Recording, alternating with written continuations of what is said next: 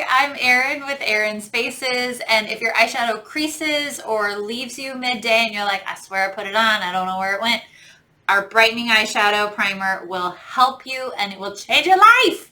It's one of the few products that I believe changes people's lives. So, check it out. Here's how I do it. Okay, so we've got our Brightening Eye Primer.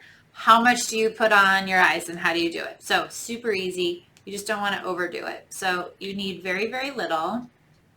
So that's how much you need for both eyes. I moved it because it was hard to see. Okay? For both. Very, very little.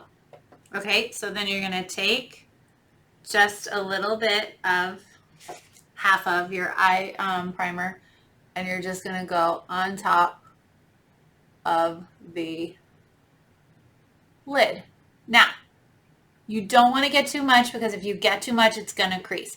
You also want to make sure that your eyelids are clean. So if you need to come in with some micellar water before you do your eyeshadow, do that. If you have oily lids, if you were working out, if it's like 4 o'clock in the afternoon and you're just sitting down to do your makeup, you have to get the oil off your lids.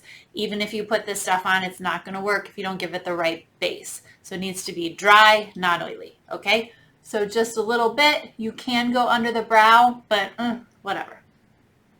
Okay?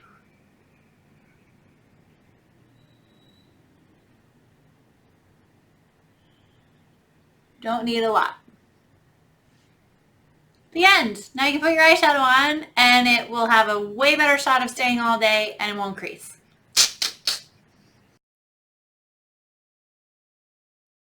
Hi, I'm Erin with Erin's Faces, and if your eyeshadow creases or leaves throughout the day, this will help.